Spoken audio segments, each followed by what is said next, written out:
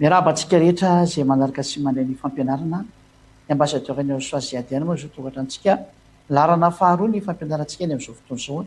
izay mitondra ny lohateny hoe rava ny didifolo. Magnina moa ny rava ny didifolo, inona ny antony mahatonga an'izay a? Ny antony izay atao hoe narava ny didifolo izay mihitsy no jerevantsika ny amin'ny tseny ity. Vao fampahafantarana ny olona rehetra ny hoe tena rava tokoa ve izy, ny valiteny dia tena rava tokoa. Tena rava ny didifolo sy lana mosea. Meko antsika ny antony nahatonga an'izay hoe inona ny antony nahatonga azy rava, fa tena rava izy. Meko antsika koa ny amin'ny farany ny antony hoe narava azy. Voalohany indrindra aloha ny amin'ny ten'Andriamanitra dia izany Yahosoa zany dia tonga ampitambatra ny jiosy sy ny jentilisa. Zay hoe Andriamanitra ny jentilisa ihany izy dia hoe tsia fa Andriamanitra ny jiosy koa. Any tonga izy ampitambatra ny jiosy sy ny jentilisa. Zay teny izay dia hitantsika arikatra amin'ny soratra masina izay vasikely hoe Efesianina toko faharoa ampitambatra ny jiosy sy ny jentilisa izy. Zay hoe famonjeko hatrany amin'ny farany tany jerevantsika teo. Raha vakitsika amin'ny bokin'ny Efesianina toko faharoa dia amin'ny andininy fahaenina ambin'ny folo any jerevantsika dia iverindretsika ny amin'ny teny lalàna Mose any hoe any amin'ny mpaminany hoe misy teny miteny an'izany ve any dia vakitsika ary.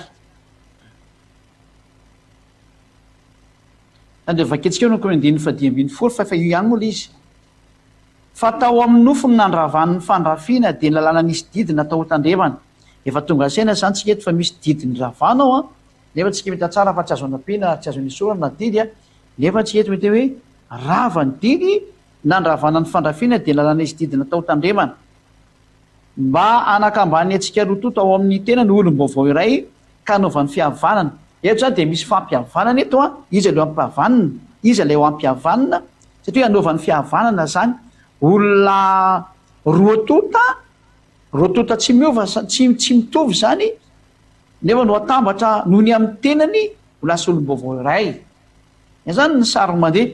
ka raotany moa zany ataontsika sary vetivety zany dia tataka an'izao ny sary tsy maintsy asitsika sary kely zany azava tsara aminareo any tokantrano any dia tahaka an'izao izy zany. Ty zany ilay atao hoe zanak'Andriamanitra zany ty izy ty. Dia ty ny hazo fijaliana ty ataontsika menamena ity na mpijaliana na tonga azy nijaly io ny hazo fijaliana zany dia tato amin'ity ilany ity zany ny jiosy zany ty amin'ny sisiny eto ty. Ty le jiosy zany ty ny jiosy. Dia ato amin'ny ilany ato kosa zany ataontsika mangamanga ny jentilisa. Ty ny jentilisa JTL anaovantsika anaran'izy zany na jentilisa na hoe gentil GTL izy amin'ny teny frantsay. Dia reto olona roa reto zany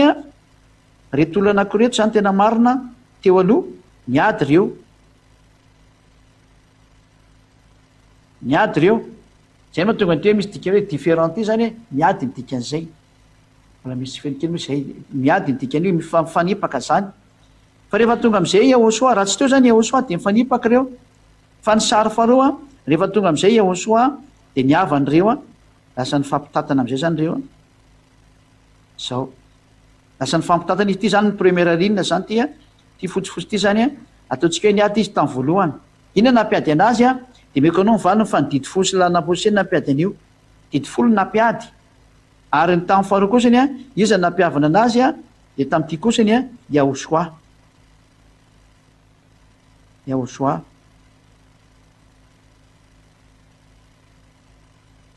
Yahosoa. Zany hoe raha io sary io zany jerevantsika dia niady ny jiosy ny jentilisa noho ny amin'ny didifolo izay mihitsy ny marina. Ka raha ohatra ka ho ampitambarina tokoa ny jiosy ny jentilisa dia tsy maintsy ravanina ny didifolo dia mitambatra ny jentilisa sy ny jiosy izay fotsiny sary. Dia hazavaina amintsika izay sary izay rehefa avy eo zany fa tazomitsika tsara io sary eo an'izay nandray teo zany. Ao anatin'ny soratra masina dia hoe atambatra ny jiosy ny jentilisa rehefa andresantsika teo. Io izy io. Andininy fahadimy ambin'ny folo ary aloha vetsika vakina. Fatao amin'ny nofony ary nandravana ny fandrafiana dia lalàna nisy didy natao tandremana. Zany hoe ny ravana zany didy folo sy lana Mose zay natao hotandrema ny didy fosy lana Mose iny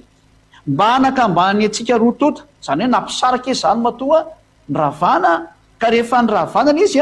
dia nampitambatra an'izay hoe mba hanakambany any antsika roa tota ao amin'ny tenany olom-baovao ray ka naovan'ny fiavahana. Zay le sary teo hoe lasa rehefa nyravana ny didy fosy sy ny lalàna Mose, ina ny antony mety tsy meko rehefa avy eo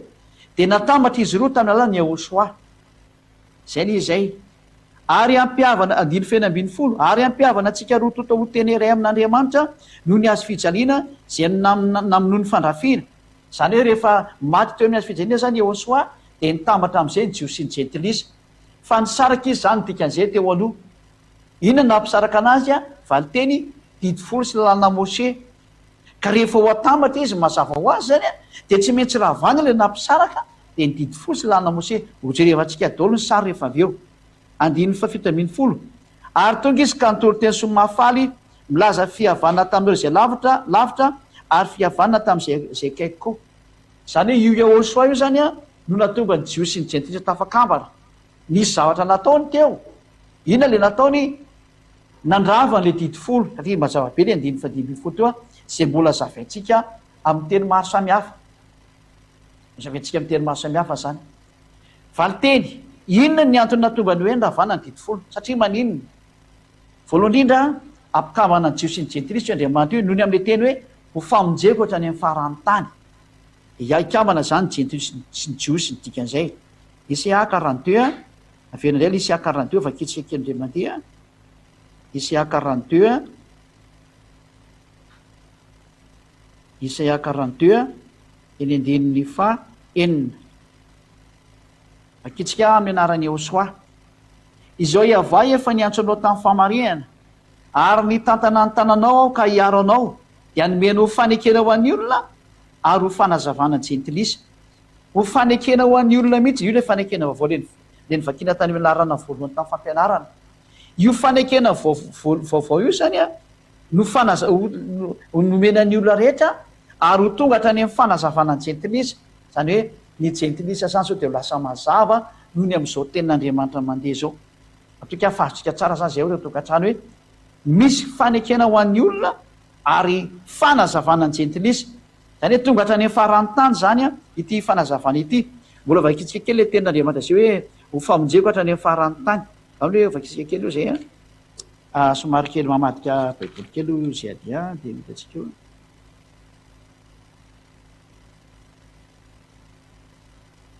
Isaia 49:6,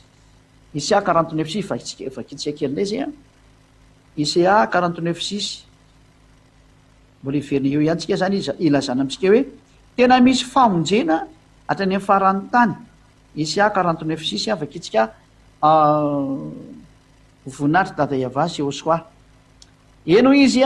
mbola zavatra kely foana raha tonga mpanompoka hananitra ny fireneny Jakoba ianao sy ampody ny Israely sisa voaro. Fa omeko fanazavana ny jentilisa koa ianao ary mba ho famonjeko hatrany amin'ny faran'ny tany. Tonga zany ny famonjena makany amin'ny jentilisa,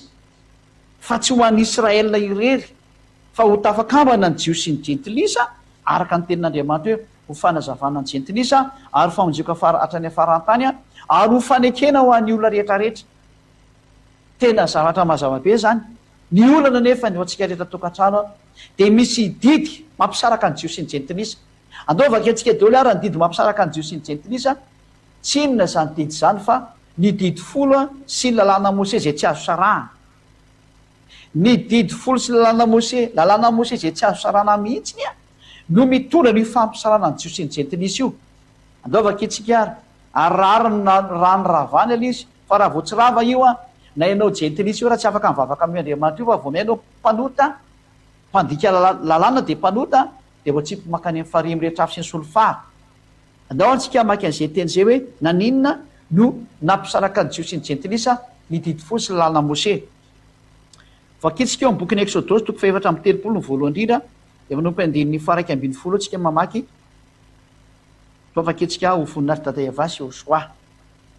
Ty ara ny didy folo sy lalàna Mose zay milaza fa tsy mahazo miaraka ny jiosy sy ny jentilisa. Ary ho lazaina amintsika koa fa rehefa nivakiana ara ny didy folo sy lalàna dia nirohana ny hafa firenena. Vakitsika daholo zany. tandremo zay andidiko an'io exodose 34 11 ka hatramin'ny 15 ino rehefa roako ialy eo anatrenao a ny amorita ny kananita ny etita ny perizita sy ny vita ary ny jebosita koa mitandrema fandrona mifanekenina ampony eo amin'ny tany zay alenao ianao ka ho fandrika eo voanao zay io ary le teny io aza manao fanekenina amponina eo amin'ny tany ilay didy folomena zanak'Israely zany a dia misy teny ahon'izao anatin'io fanekena io hoe aza manao fifanarahana amponina eo amin'ny tany 17 fa raha vao ny altarany torotoroany tsangam-bato sampany ary jinjao ny aserahany zany le hoe tena poteo mihitsy ny momba anazy 17 fa tsy enkoky eo anatreny zay andriamanikafy ianao fa iava dia sary-piaro ianarany satria andriamanitra sary-piaro izy 15 fa andrao ianao no fanekenina amponina eo amin'ny tany tsy mahazo manao fanekenina amponina eo amin'ny tany tsy mahazo manao fiarahana amponina eo amin'ny tany mazava ho azy zany fa vokatra io teny io a dia mamono afafirenena ny zanak'Israely zay le izy zay le danger eo anatin'le didy folo zany zay fa andao ianao no fanekenina amponina eo amin'ny tany ka hijangajangana araka ny andriamanitra sy hamono zatra atao fanatitra ho any andriamanina izy ka dia sainao ka inona amin'ny fanatitrany aza manao fifanekena eo amponina eo amin'ny tany so lasa manaonao foana ka na manaonao foana ianao na tsy manaonao foana efa namoaka adidy izy hoe aza manao fanekena eo amponina eo amin'ny tany tsy mahazo manao fifanekena eo amponina eo amin'ny tany zay mitandrema fandroanao fanekena amponina eo amin'ny tany zay lenao ianao ka ho fandrika eo foanao zany efa didy mipetraka mihitsy ny io 12 io hoe tsy azo atao mihitsy ny a ny zanak'Israely ny israelianina tsy mahazo mifanaraka amin'ny amerikanina na ny frantsay na ny anglisy na ny sinoa na ny afrikanina voarara zany efa tsika mahita am'izao tsika miteny zao mifanaraka tsara ny amerikanina sy ny frantsay sy ny israelianina mifanohitra amin'ny didy folana zany e zany ny profa tsisy manaraka an'io didy itsony ny olombelo eto ambony tany efa samy miaraka manetsaketsaka an'io ary zany ny profa tsy maintsy ompiteny ty zao tontolo zao ty satria vohitsakitsaka daholo ny teny rehetrarehetra io zay mahafinarinaritra ny olona nytazominy ary efa tsy mahafinaritra anazy ialany fivavahana tsy mandeha amin'izy tsony fa ny anjarany sy adiady dia mamerionareo a iverinao amin'ny atsarana rehetrarehetra zay aloha ny voalohany zay fanaporofona hafaharoa azy noho ny am'izay teny zay a dia nididina mihitsy ny zanak'Israely andringana ny hafa firenena zany hoe raha teo akaikinanao tamin'izany manao amerikana na frantsay na anglisy na sinoa malagasy nyvonoany zareo ianao hofakitsika ara ny tenyandriamanitra ka ny bokyny Deutéronomie toko 7 Deutéronomie toko 7 amin'nomboka ny 1 ka hatramin'izay mahafinaritra antsika eo Deutéronomie 7 andininy 1 sy ny 2 zay andiny 1 sy ny 2 Deutéronomie 7 a 1 ka hatramin'ny 2 rehefa entiny avandriamanitra ianao ka tafiditsany amin'ny tany zay efa idiranao olo vany ary firenena maro no voaroaka ny aly eo alohananao dia ny etita sy ny girgasita sy ny amorita sy ny kanita sy ny perizita sy ny vita ary ny jebosita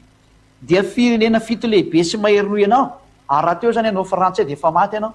ary raha teo koa ianao amerikana dia efa maty ianao ary raha teo koa ianao sinoa dia maty ianao raha teo koa ny afrikana ianao afrikana maty koa ianao ary raha teo ianao japonais dia efa maty koa ianao fa saingy ianao tsisy teo tamin'izany fa zareo ny teo a fa nyvonon'andriamanitra daholo dia noho nge dia firenena fito zay lehibe sy mahery ianao ka rehefa voatolo tsy avandriamanitra eo anylohanao ireny ka resinao a dia aringany mihitsy izy tena aringany mihitsy voanohy ny dikan'izany aza manao fanekena aminy verandray mandeha le teny aza manao fanekena aminy na mamindra fo aminy aza mamindra fo aminy mihitsy ny ianao 17 apitsika 7 ary aza mifanambady anakaminy ny zanakao vavy tsy homena ho vadiny zanakao lahy ary ny zanavavy tsy ho vadiny ny zanakao lahy tatsika tsara am'izany fa tena tsy mahazo mifampiraraha mihafa firenena zay ny ateo didy fosy lana mose tsy azo ekena mihitsy ny hafa firenena hifanambady na hiaraka amin'ny israelianina dia tsika hoe zao tsika miteny zao firiny israelianina hifanambady amin'ny hafa firenena voahitsakitsaka io didin'andriamanitra io dikan'izay rarina ho avy ny famononana olombelona rariny raha ho avy ny fanampitenana olombelona iomany ianao dia toy izatsika any le teny filmoa zany parantèse kely nombeko nefa misy zava-doza amin'ity tany ity fa mba tonga saina ianao dia toy izatsika amin'izay ny teny hoe rehefa misy any zany fandrianana zany de tena misy ve ny tena fanesoana ny zanak'Israely marina ny faniliana an'ireo hafa firenena ireo, de tena misy le izy. Raha vakitsika mihitsy ny hoe tena aringany mihitsy izy a, misy bola boky kely zay vakitsika kely amin'ny boky Levitikos ary a, Levitikos toko 20 no vakitsika kely amin'izay hoe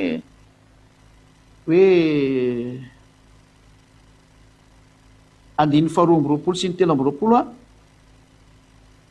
ary ny 4 no vakitsika. Levitikos 20, 22 ka hatramin'ny 24 no vakitsika kely a. Fa namafisana azy hoe tena mahakala hafa firenena io Andriamanitra io raha didy folo ny resahanao. Io Andriamanitra io mihitsy no mahakala anao raha ho didy folo ny resahanao. Levitikos toko 20 a, jereo ange ny fankalana io Andriamanitra ny hafa firenena e. Enonao ange ty e. Loko andininy 20 izy teo. 20, 22 ka hatramin'ny 24 zany de vakitsika amin'ny anarany Ahosoa. De meny daholo tsika rehetra ianao zay manaraka na vahiny ianao na malagasy na fa firenena maro samihafa na afrikana na frantsay a na amerikana na anglisy a, ianao tsara ty fanazavana ity. Levitikos 20, 22 jusqu'à hatramin'ny 24, 23. Ary tandremo ny didiko rehetra sy ny fitsipika rehetra ka rao izy mba tsy andohanareo ny tany zay hitondrako anareo honenana. Mandoa zany io tany io raha mandika ny teny israelianina de io tanin'ny Israely io. Ary aza manaraka ny fanaony firenena zay foroako eo anoloanareo fa nanao izany rehetra izany izy ka dia halako. Zay ny andiny 23 ihany ny farany 22 sy 23. Raha io Andriamanitra io zany no resanao io dada Iava io Eloheny Israel de zao ny voalazany hoe halany ianao satria mpanao ratsy. Zava-misy zany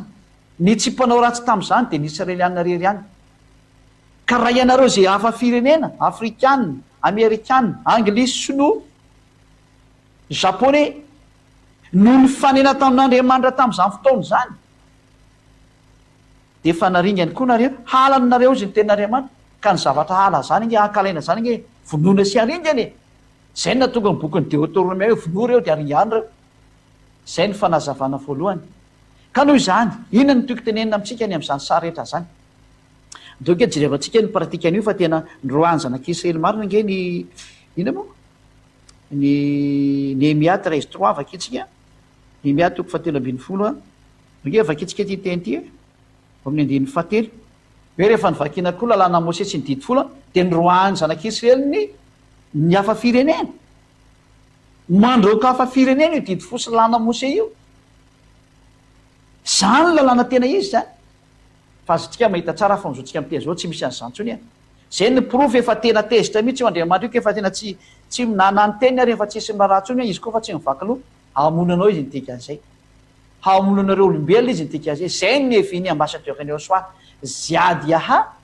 ety ambony tany hamonjy anao zay mandre ankehitriny. Tena tsy ndriko mihitsy ny teny hoe hamonjy anao zay mandre ary maromarina koa nasaina ny aino ahy. Ka maiza anao miainonao to nasaina ny aino ahy ianao a, anisan'le hovonjeny ianao a, de aza miaraka amin'le olo efa manolotra ny tena no faty makany amin'ny helo. Toy atsika ny teny. Ary Néhémia 13:3. Ary rehefa reny olona ny lalàna dia navahany hiala tamin'ny Israely ny olona hafa firenena rehetra. Zay navahany hiala tamin'ny Israely ny olona hafa firenena rehetra. Izany hoe raha voavakiana zany ty didy folo ty sy lalàna Mose zay tsy misaraka de mandroaka mihitsy ny zanak'Israely. Roany ianao ny lalànan'ny Israelianina mihitsy ny manao an'izay. Ka atahoana moa zany ny ampitambatra ny Jios sy ny jentilisa zany raha eo lalàna mandroaka hafa firenena io. Satria raha voavakiana ny didy folo sy lalàna Mose, zany hoe raha ampiarina ny didy folo sy lalàna Mose de tsy maintsy mamono anao hafa firenena izy. Natao hafa firenena de ny olona akoatran'ny Israelianina natao hafa firenena. Raha ny soatra masina ny resaha. Raha vo misoatra Baiboly zany resahana de natao hafa firenenao de ny akoatran'ny Israelianina. Zany hoe ny frantsay, ny anglisy, ny afrikana, ny komorianina, ny malagasy, ny japonais, ny sinoa, ny vietnamianina, ny australianina, frantsay, nizaniza zany dia hafa firenena daholo reny. Fa ny tsy hafa firenena kosa dia ny Israelianina satria izy ny tompon'le teny. Atahoana zany ny mampitambatra andreo satria raha vao mitazomina ny didy folo sy lalàna Mose de mandroaka hafa firenena ny didifolo sy lalana Mose voaroka reo ataona zany mampitambatra anazy iny le sary mieky atsika hoe jereo am'izay nge le sary io le sary io raha voavakina zany ny didifolo io hitatsika io a dia misaraka ny jios sy ny jentilisa raha vo io didifolo io de nataony Iosoa zany a novonoana le didifolo teto am'ty azo fijaliana ty a napiakarina teto am'ty azo fijaliana ty le didifolo ty le didifolo nalefa teto nampiakarina teto le didifolo a de nyvonoana teto le didifolo de nytambatra ny jios sy ny jentilisa io ambany io raha tsy maty zany didifolo sy lalana Mose io a tsy afaka mitambatra ireo satria voasaka an'izay lalàna zay ka raha ho atambatra Iosoa zany jios sy ny jentilisa de tsy maintsy vonoana ny didifolo sy lalana Mose zay ny valin'le fanotainany meko anareo teo hoe fa maninona ny ravany io a de satria mampisaraka jios sy ny jentilisa dovakitsika raha ten'Andriamanitra am'izay aventsika le boky ny Efesianina teo a Efesianina 2:15 de ovakitsika amin'ny dika teny maromaro hitantsika mihitsy fa tena Sefer Torah io teneny Efesianina 2:15 loza ave koa ny atao ina moa dikany teo Torah zany Efesianina 2:15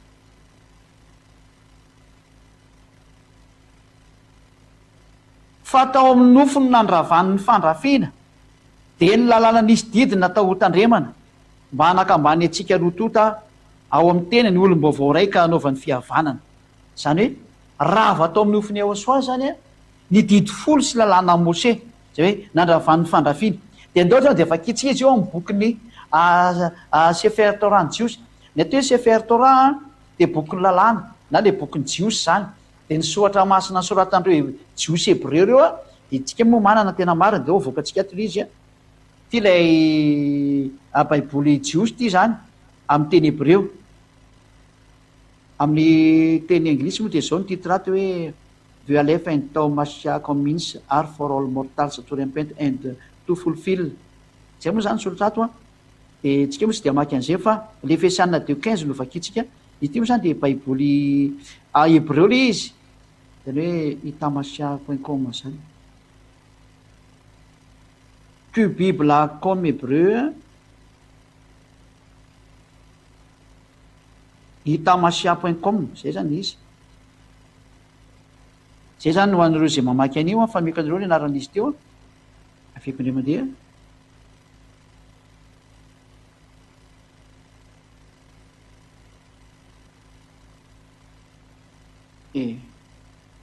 tsy hitako tsony izy teo fa tsy mety mandeha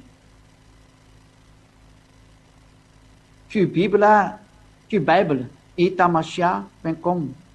zay le anaran'izy zany io jerevantsika ato ambany eto am'izay zany le Efesianina 2:15 io jerevakitsika ato satria baiboly hebreo zany ty a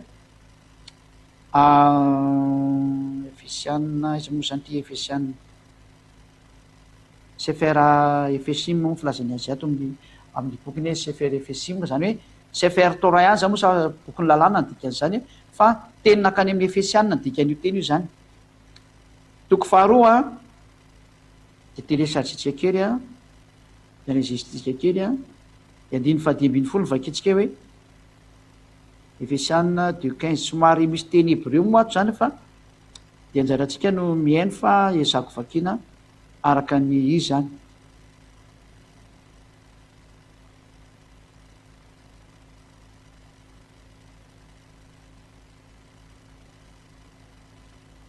io zany le teny hebreo io hitatsika io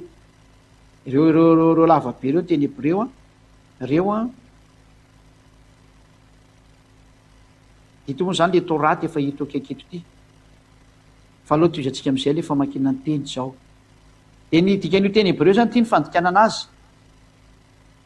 babatlo hayeba bibsaro et torah hamitsot vahakitrokot libro atreo ihany de ampy atsika zay nafso etasnaim ladam etradash vayas shalom de nijerevantsika zany le teny eto hoe Efesianina 2:15 io a Efesianina 2:15 io hoe babatlo hayeba bibsaro et torah zany tena resany eto ka ny Efesianina 2:15 de laza hoe rava ny lalàna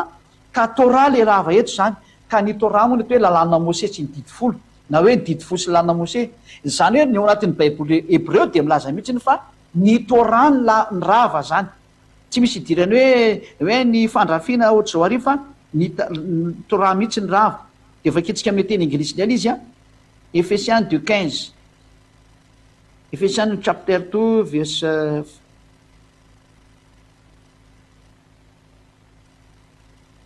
15, voilà. By abolishing in his flesh the hostility which is the law of commandments, tena lalàna mihitsy ao anatin'ny commandement. Nefa antsika milava voany jerevantsika tao fampianara tao amin'ny numéro 1 fa tsy azo anampiana, tsy azo any esorana ny didy folo sy lalàna Mose, fa boky ray no misy an'io dia tsy azo anampiana, tsy azo any esorana. Tsy misy an'izany hoe ity lalàna ty anasorana atao, tsy azo atao zany.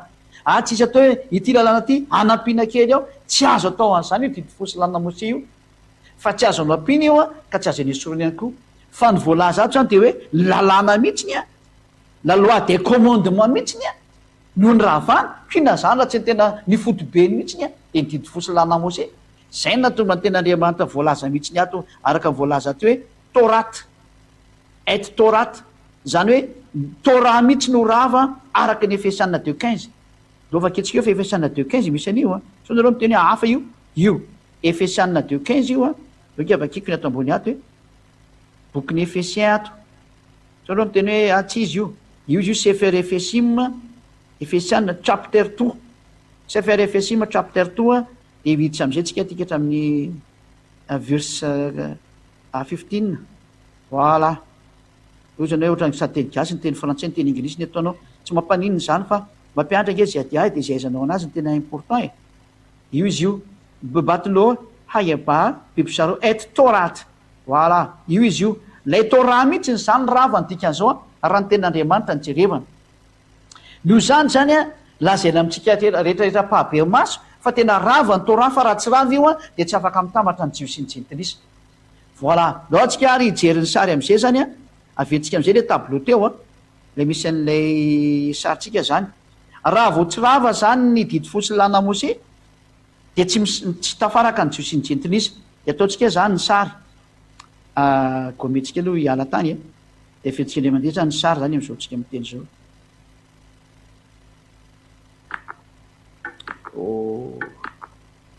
Asa misy kisarisary indray mivoaka ry teknisianina. Dao antsika ireo amafandrizy dia aventsika ny sary zany voalohany zany jios sy ny jentilisa ataontsika sary. Raha mbola tsy tonga zany ity zany ny jios ty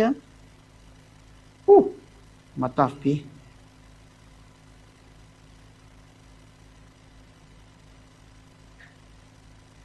Ataontsika zany izy ty zany ny jios ty juif zany io dia ty ny jentilisa ataontsika mangamanga, ty zany izy ty zany jentilisa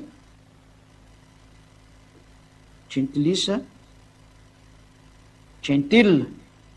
Dia ny ady reo dia ny didy folo mihitsy ny nampiady an' zareo. Ty ny didy folo ty leo ataontsika somary mazavazava le izy, voilà, ty ny didy folo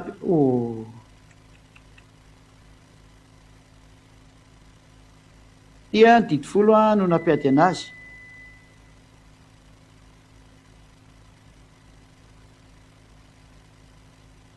Dia 10 commandement, 10 commandement izy amin'ny anglisy zany. Io no nampiady ny jios sy ny jentilisa, zany hoe ny relation entre juif sy ny jentilisa zany tamin'io fotoana io tena coupé tanteraka, zay ny dikan'io. Relation tato zany zany hoe ny fifandraisan'ny jios sy ny jentilisa zany tena barazy be mihitsiny, barazy mihitsiny, ta dia tena ataontsika matavitavy, ta dia tena hoe tapaka mihitsy zany, iny tapaka mihitsiny, coupé noho ny amin'ny didy folo tsy mifandray mihitsy ny jios sy ny jentilisa. sary voalohany ty zany première schéma zany ty ohatsika hoe numéro 1 ty zany numéro 1 ty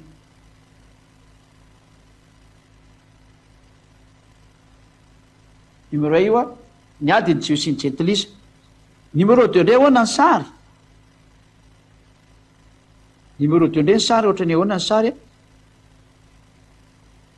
indray nitrangatranga tamin'ny numéro 2 vonoany eo soaty eo ambony azy fijaliana nina moa ny didi folo sy ny lana mose petraka am'izay zany ny azo fijaliana eto a ty ny azo fijaliana lasa de ny antona teo Yahosoa zany tsy hitatsika hoe ty Yahosoa ty ny antona teo Yahosoa ty Yahosoa ny antona teo a io Yahosoa ny antona teo zany io menamena kely io tina teo hoe Yahosoa ary Yahosoa ny nandravan'io fa tsy Jesosy zany zany tsy nandravan'io zany tsady tsy mahay an'izany izy Yahosoa ny nandravan'io a de rava teto ny didy folo sy lana Mose fotika teo le ty maromaron ty zany mifantsika teo ataoko kely izy ty zany didy folo sy lana Mose ty a iny soratra iny a de ny vonoany Yahosoa teo a ataotsika croix menamena ataotsika croix menamena mihitsy izy a de rehefa ny vonoana zany ty didy folo sy lana Mose ty de nitambatra an'izay ny tiako atongavana eto a ny fandray tanana ny jiosy sy ny gentilisa zay ataotsika sary farany eto a ty am'izay ra ny jiosy a fa ny fandray tanana ty ny jiosy a fa ny fandray tanana tamin'ny gentilisa moa zay mangamanga tan'olo no rotsika anazy fandray tanana tamin'ny gentilisa ty juifa ty gitelle gentile zany dikan'io gentile de ato kosa ny juif ty juif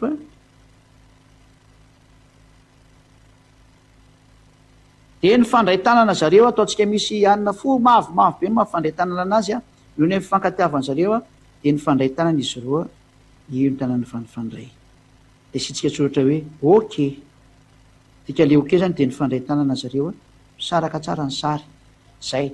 zany hoe vokatsy le didy folo rava de ny fandray tanana ny jiosy ny gentilisa io le hoe Efesianina 2:15 de ny vakitsika teo Efesianina 2:15 io zany ny sary omenantsika hoe raha tsy teo zany ny Yahosoa nandrava ny didy folo sy lana Mose a de tsy nitambatra ny jiosy ny gentilisa zay na tonga ny ten'Andriamanitra ny Hébreu 7:15 ihany koa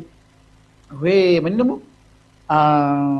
7:19-20 hoe rava ny didy folo sy lana Mose donc vakatsika zay ten'Andriamanitra zay Hébreu 7 a amin'ny teny frantsay Hébreu 7 a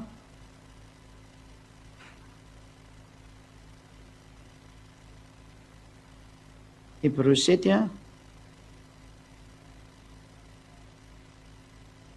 19 Hébreu 7:19 car la loi n'a rien amené la perfection et introduction d'une meilleure expérience par laquelle nous nous approchons de Dieu. Zay. Andininy fa 18. Il y a ainsi abolition d'une ordonnance antérieure à cause de son impuissance et de son inutilité. Ny ordonnance antérieure dia abolie. Mazava be io a. Zany hoe la loi de Mose est abolie. Zay ny dikan'io zany ohatsika zay tsy maraka tsara an'le teny a. La loi de Mose est abolie. Les 10 commandements sont abolis. Voilà Hébreu 7:18. Car cette loi n'a rien amené à la perfection satria ny ordonnance antérieure ny zanak'Israely a le lalana tany aloha tany a de ny didy folo sy lalana Mose io mihitsy zany le rava satria maninona tsy nitondra nakany amin'ny fahatanterahana la loi n'a rien amené à la perfection voilà zay ny antony hoe rava ny didy folo sy lalana Mose satria tsy nitondra ninina io ten'Andriamanitra anankiroa be zao manambara fa tena rava izy a io ny vakitsika teo izay zay moa zany ny fanazavana de ozynareo hoe misy olo amin'ny teny hoe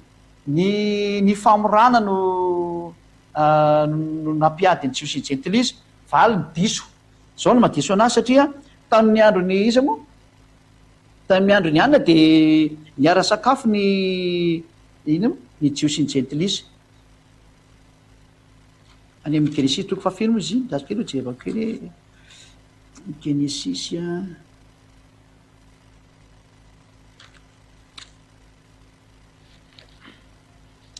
somary jerevana kely zay ten'Andriamanitra zay iza moa mahita an'izay ngina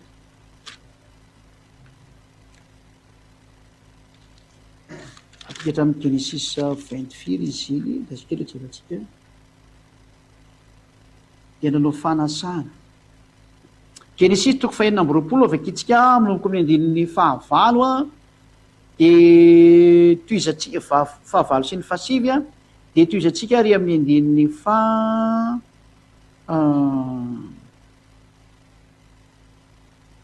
26 a ka hatramin'ny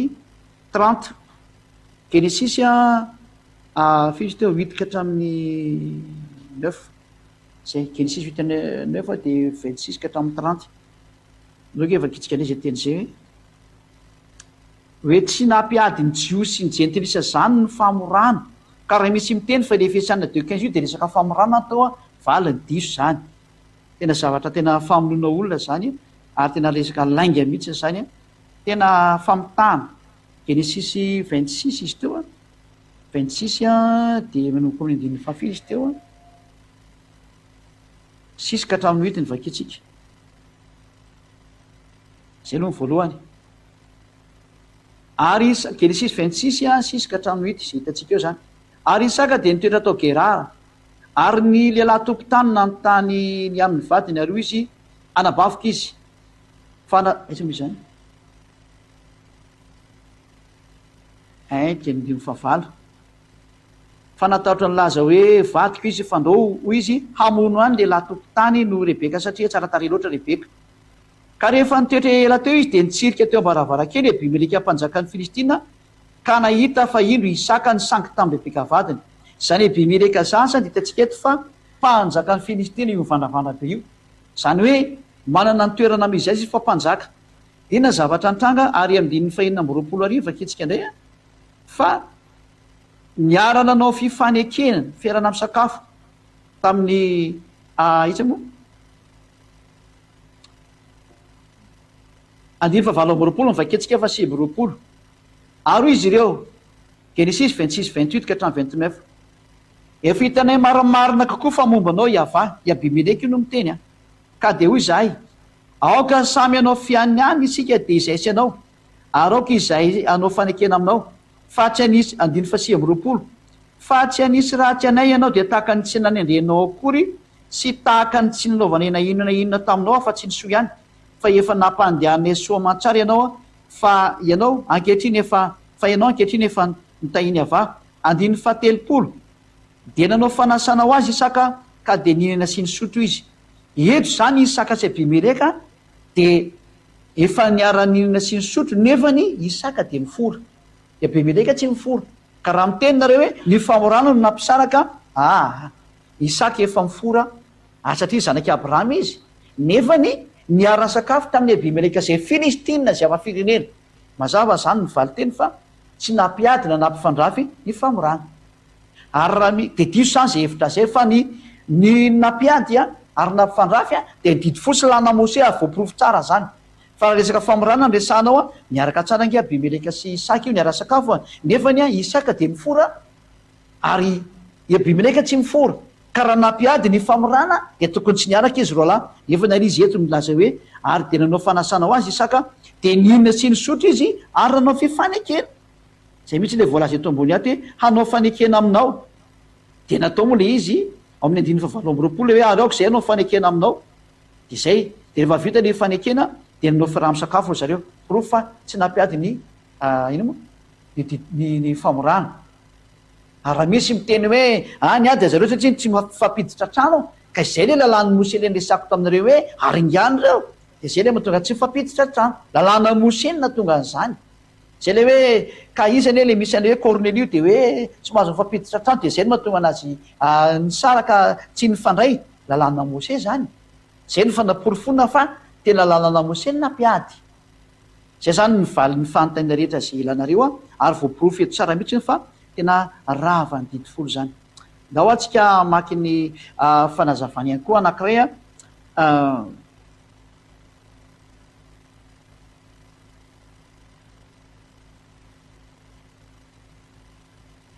misy tenin'Andriamanitra ozy izy ny olona hoe mahafoana lalàna amin'ny finoana ve hotsika sa de hoe sanatria zany ka hoana zany no ravan'le didy fosy lalàna Mose nefa hoe mahafoana lalàna amin'ny finoana ve tsika de hoe sanatria zany fa vao mihay mampiorina azy tsika izany teny zany de tsy midika akory fa hoe foana lalàna hoe raha mihitsy ny finoana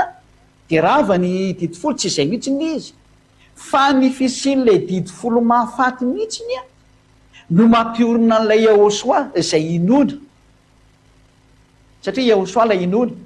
ka rehefa mahafaty le didy folo ina mahatonga anazy mahafaty satria tsisy matandrina an'io azay no namonoana Yahosoa anazy moa mampiady any Jiosy ny Jantilisa de ny vonoan'Andriamanitra zay moa ny tena antony namonoana anazy ka rehefa ohatran'izany ka ohatry ny ten'Andriamanitra hoe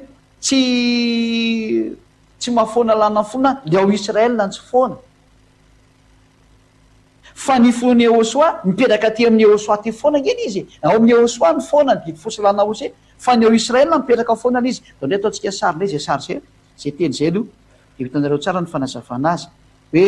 moa ve foana lalàna noho ny amin'ny finoana didy fosy lana Mose zany de valiny de zao mitsika reny sary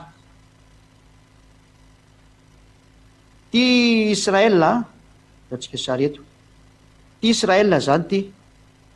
Israel no sary boribory dao zany nareo ny an-trano ao no mihaino radio de io Israela ao anatin'io Israela io ny didy folo efa mipetraka ao anatin'io ary tsy za akory nanalany io tao a mbola ao io mandrak'androany eny zareo ao didy folo io fa rehefa hiaraka amin'ny Yahosoa ianao vao mialamy io zay ny teneniko taminao kosa zay a ty ny didy folo ty na le 10 commandement de ty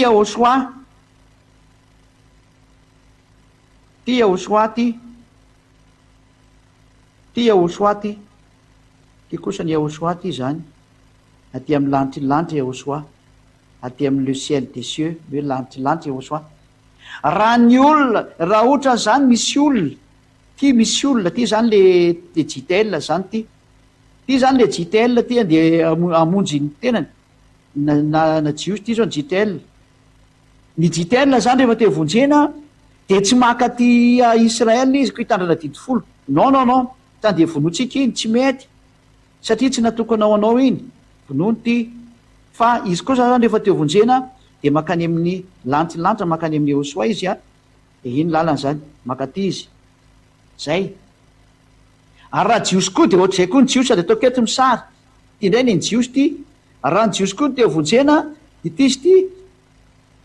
de tsy mitandrina didy folo koa izy non tsy maka ty mihitsy izy zany tsy makany amin'ny fitandremana didy folo izy a vonotsika amin'ty baraingy menamena ty barazy menamena ty mihitsy ny non tsy makany izy fa maka ty amin'ny Yahosoa izy ny mety zay ka de makany amin'ny Yahosoa izy a makany amin'ny lanitra iny hoe lalàna ny Yahosoa no arahany LY no arahany a lalàna ny Yahosoa de ozy le fantena hoe moa mahafoana ny lalàna amin'ny finoana ve tsika de hoe sanatria zany fa mampiorina azy tsara tsika ina mahatonga an'izany ka le didy folo nge le mahafaty ny tenako anao teo raha jentilisa ny resany mamono jentilisa io mahatonga ny jentilisa totafaraka amin'Andriamanitra fa hoe vonoiny jentilisa ka zavatra mamono anao ve no andeha ho arahanao de nohony amin'le didy folo mamono mihitsiny a natonga n'Andriamanitra hoe tsy foanana io fa velao io ao fa vao miampiorenina tsara fa mamono ka nohony amin'izy mamono a de asiana ny sauveur ety mpamonjy Yahosoa ka ndana makany amin'ny Yahosoa daholo nareo zany hoe Yahosoa zany le mitovy amin'le sarin'ny pompier hoe mirehitra ny trano a misy danger a de ndana tsy pompier de ndana manatona pompier de avotry nareo ka rehefa tsy mety manatona pompier anao de maty eo anao sady may ny tranonao satria le pompier le mitondra le sady mitoraka an'le rano izy a no mandefa le tohatra hamonjy anao a de anjaranao misaoty mamonjy an'le tohatra tsy haiko nazonareo tsy azonareo de zay ny tenin'Andriamanitra hoe tsy mahafoana ina dikan'le tsy mahafoana mandrak'androany tsisy nanafoana an'io a ao Israela io de mbola ao foana mandrak'androany asiko any tsipika iny tsy foana mihitsy ny ao Israela na misy ary Yahosoa zay inona tsy mahafoana ny noho ny amin'ny fonan'ny Yahosoa de tsy foana ny didy folo satria maninona lasa tsy mitombona koa nge ny fisiany Yahosoa raha mahavelona ny didy folo e atao inona ara moa zany ny ohatra atao inona ny pompier ohatra ka tsy mirehitra ny trano tsy ilaina nge le pompier fa matoa ilaina ny pompier misy trano mirehitra ao de misy olona tokony avotanao ivoaka tao a de ilaina ny pompier mandefa tohatra sy mitifitra amin'ny rano de ohatran'izay koa tsy ilaina mihitsy ny Yahosoa raha ohatra ka tsy maty ny olona amin'ny didy folo io ka raha vao ohatrany hoe tsy mahafaty ny didy folo de tsy misy lavana ny eosoa kanefa hitantsika fa tena maty mihitsy ny jentilisa hatrany io didy folo e ary tsy afaka mitambatra ny jios ny jentilisa ka noho ny amizy mamondy jentilisa zay de zay le hoe tsy foanana mihitsy io didy folo io fa noho ny am'io didy folo io mihitsy ny antony natongavany eosoa hamonjy an'le olona hiala am'le didy folo satria raha mipetraka ny didy folo de miady ny jios ny jentilisa noho izany tsy mety mihitsiny ny anafoahana ny didy folo ao Israel fa raha zany de tsy mitombona ny eo amin'ny eosoa tsy mitombona ny fisiany eosoa fa ny ao amin'ny eosoany tsy misy didy folo zay noho izy zay de averiko tsara ny teniko hoe moa mahafoana ny didy folo ve ny fonany eosoa de hoe sanatria zany ny antony sanatria de zao hoe tsy foanina mihitsy ny didy folo ao Israel satria io le mamono ka rehefa te andositra anao tsy ho faty de dana manaton'ny eosoa fa raha tsy mahafaty eo de tsisy tokony anatonana ny eosoa fa noho ny amizy mahafaty de dana manatona ny eosoa de zay la hoe raha ato amin'ny eosoa indray tsy misy tokony tsy misy tokony andehanao amin'ny eosoa raha ohatra ka tsy mahafaty ny didy folo mahafatytsika indray izy fa matoana manatona ny eosoa misy mamono anao any ina le mamono anao ny didy folo sy lana mosea noho zany manatona ny eosoa noho zany ilaina ny didy folo ilaina eosoa noho zany ilaina eosoa ilaina ny didy folo ny didy folo izy any amin'ny Israel nalaina mipetraka rehefa teo vonjeny aza manatona an'iny eosoa kosa ny ilaina amonjy ny olona andositra an'le didy folo manatona ny eosoa ny amin'ny lanitra zay ny valiny le hoe tsy mahafoana ny didy folo ny fonany eosoa fa vao me mampiorina tsara satria maninona io no milaza fa misy mamono anao ao de ny didy folo ka andana mandositra any amin'ny eosoa ny dikan'izay e zany ny valy iny de matoky vavarentsika etra ny tokantrano ny famarinany teny de andatsika itsika hiditra amin'ny araka ny ten'Andriamanitra tsy tonga andrava ary tsy anafoana ny amin'ny lalàna sy ny maro samihafa le Matthieu 5:17-18 indray io hoe tsy tonga andrava fanatanteraka de dikan'izay teny zay de zao mbola vetsika indray le sary io zao ny sary ny didy folo sy lana mose de napetraka ao Israel io tsy ny ravana fa ato amin'ny eosoany tsy misy didy folo sy lana mose ato zany interdio ataotsika ato zany ny sary ato amin'ny eosoany tsy misy didy folo sy lana mose zay apetraka tsara ato zany ty zany le didy folo sy lana mose ataoko sary aty de io ny foana ato amin'ny eosoa satria io le mahafaty de io zany tsy ato amin'ny eosoa tsy misy an'io mihitsy ny ato io izy io ty le didy folo maty izy ato maty eo amin'ny eosoa io le nyvonoto amin'ny fijaliana zao le sary zany zao ato amin'ny eosoany tsy misy didy folo sy lana mose fa ny didy folo sy lana mose de mbola mipetraka tsara ao Israel mandrakitsika zao miteny zao nefa nitsakitsahany ohatra fa nitsakitsahany manao fifanekena amin'ny Israeliana manao fifanekena amin'ny Amerikana io fa nitsakitsahana lalàna zany mendrika mihitsy ny fandorana zao tontolo zao ny nitsakitsahana amin'ny trano ao amin'ny eosoa no tsy misy didy folo any amin'ny lanitra tsy misy didy folo zay le famarinana zay ho an'zay rehetra mametraka fanontaniana raha misy moa tsy mazava de mbola afaka manitsinitsy ny teniko eny ihany nareo amin'ny fanontaniana mbola apetraka nareo ohatra ka misy fa iza le momba an'izay araka zay le hoe tsy tonga andravana ny lalàna fanatanteraka tsy ho foana koa ny amatio le hoe ny anatanteraka de le teny milaza azy ao amin'ny lalàna sy ny mpaminany fakitsika kely ty ao amin'ny bokin'liko atoko fefatra amby-roapolo ty le ho tanterahany ty fa tsy hoe anatanteraka ny didy folo izy fa ny teny milaza azy ao amin'ny lalàna sy ny mpaminany liko atoko fefatra amby-roapolo alova kelikely le teny ato fa andiny fa 43-44 namany izay liko 24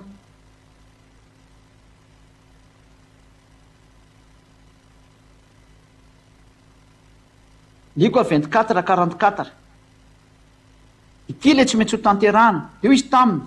izao ny teniko zay nolazaiko taminareo fony mbola atao aminareo fa tsy maintsy ho tanteraka zay rehetra nano rahatanaty eo amin'ny lalàna mose sy ny mpaminany ary ny salamo ny ho tanterahany eosoa zany de le teny milaza azy teo amin'ny lalàna mose tahaka hoe tsisy tapahana ny taolao sy ny mpaminany za zany teraka ao atsika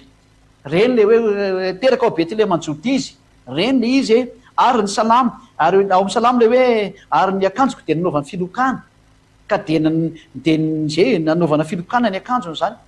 zay le teny milaza anazy ao amin'ny lalàna mose raha ao amin'ny lalàna mose moa de nivoaka atao koa ny anarany zay taony ny voanarany hoe Yahosoa avy eo amin'ny lalàna Mose. Ao ny teny milaza azy, zany hoe le teny milaza azy dia nivoan'ny anarany ao amin'ny lalàna ary hoe tsisy tapahana ny taolana. Ao amin'ny mpaminany le hoe naterahany sy ny momba azy hoe Betlehem Jodia izy niteraka tsy ny maro samihafa, ary hoe nisy feo taorama rely ny tomaniny zanany reny, ary ny salamo hoe nanaovany filokana ny akanjo. Ohatra telo reo nomeko antsika fa be deaibe le izy. Reo le tenyny tanterahany fa tsy kony hoe nanatanteraka ny didifolo izy, tsy misy an'izany. Tsy misy Yahosoa nanatanteraka ny didifolo zany le zanak'Andriamanitra, tsy misy zany. Fa ny teny milaza azy amin'ireo lay mitantarany momba anazy hoe tonga ao mironam-boky ianao ny sitraponao Andriamanitra, reny le tanterahany reny araka ny bokin'ny Salamo hoe ony hoe zao niteraka anao androany, de iny Yahosoa le teraka. Reny ny teny milaza azy amin'ny Salamo reny reny ny tanterahany hoe nateraka ny Virjiny izy izy tonga io. Reny teny reny no tanterahany fa tsy kony hoe nanatanteraka ny didifolo izy. Izy mihitsy niarana nitsakitsaka ny didifolo tamin'ny andro sabatany e. Rovakitsika ny tenin'Andriamanitra hoe tamin'ny andro sabatany ngizy no nanasitrana le lehilahy marary ny parelisisy e. Raha vakitsika ny bokin'ny aiza moa bokin'ny Isaia Jaona zafady indrindra Jaona 5 dia raha tsika mahita eto hoe nitsakitsahany Yahosoa nge ny sabaty e, ary hatrany amin'ny dada iavarana nitsakitsaka an'io koa. Jaona 5 dia vakitsika manomboka ny andinin'ny 17 lolo vakitsika amin'ny andinin'ny 9 9 ano sabaty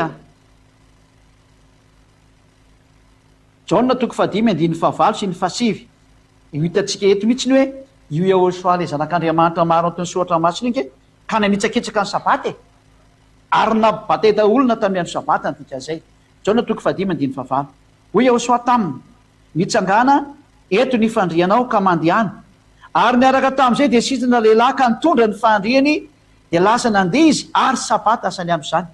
Ny bata entina tamin'ny andro sabata zay fady indrindra ity lehilahy ty, ary Yahosoa no nampibata anazy. Zany hoe naniraka olona nanao foana Yahosoa raha amin'izany hevitra zany ohatra ka nitandrina sabata izy. Nefany zany no midika fa tsy mitandrina sabata izy tsy ao anatin'le fanakena didifolo izy nidikan'izay. Ary mbola mafitsika indray ny reny 7 fa tena izy sy ny dadany mihitsy no miasa ao anatin'io fanaovana sabata io eny hoe nge Jaona 5:17 fa Yahosoa namaly azy io hoe ny raiko miasa mandraka ankehitriny ary za koa miasa zay. Eto zany ny tena marina ny ten'Andriamanitra dia miteny mihitsy ny hoe dada Iavasy Yahosoa dia miasa amin'ny andro sabata. Mazava be io teny satria tamin'ny andro sabata no nanasitrany an'le lehilahy. Ary hita marina fa tena tsy mitandrina sabata izy eo dikan'izay. Mahitsy be le teny. Tsy hoe mivahana zany sabata, aiza koa misy didy miteny azy vahana io, nga tsy hainao le teny hoe tsy azo anampiana, tsy azo anesorana. Tsy misy fahefana mazo mamana io zany. Na le zanak'Andriamanitra le niteny voinamina ireo teo hoe toko sy andininy Matthieu 5:18 hoe tsy misy ho foana koa ny amin'ny lalàna na literaire teny tsoratra ray azy. Zany hoe tsy azo foanana mihitsy io zany. Zay no tonga namiteny hoe any Israela ihany ny azo apetraka. Fa ny ao amin'ny Yahosoa kosa io ny rava. Rava le izy satria maninona rehefa tanteraka dia rava le izy. Zany hoe vakitsika hoe tena rava ve io satria tanteraka, mahazava be fa tena rava mihitsy ny izy. Dao vakitsika hoe Matthieu 5:18 Matthieu 5:18 ny manam-porofo fa tena rava mihitsy ny izy. Ity teny ity nge vao mainka tena raha zany ireo tsy mamaky an'ity fa mamatsonareo nge ity teny ity Matthieu 5:18 zao lazaiko aminareo marina dia marina tokoa, mandra-pahafoana ny lanitra sy ny tany dia tsisy ho foana koa ny amin'ny lalàna dia mitera raiza na tendry tsotra raiza mandra-pahatanteraka izy rehetra. Io na zavaiko hoe tsy foana mihitsy ny lalànan'ny Mose sy ny didifolo fa mipetraka tsara ao Israela mihitsy izy mandraka androany. Ary natokanao an'i Israela izy ary tandremany Israelianina mandraka androany. Ary any Israela fa tsy azo letona te Madagasikara na ny France na ny Angleterre satria didy dia hoe ao Israela ihany io. Ka raha ianao moa zany miady hevitra ny amin'izany dia efa tsy mety nge satria tsy natokanao anao ka hidivanao. Zay hoe le vary teny. Fa ny teny kosa izy hoe tsy ho foana akory io mandra-pahatanteraka izy rehetra. Zany hoe rehefa tanteraka kosany dia foana. Rehefa tanteraka dia foana ka ny fitiavana ny fahatanterahany lalàna. Tsy misy manana fitiavana lehibe noho izao izy Yahosoa. Inge vakitsika iny any amin'ny Jaona 4:15 angamba izy iny hoe tsy misy manana fitiavana lehibe noho izao.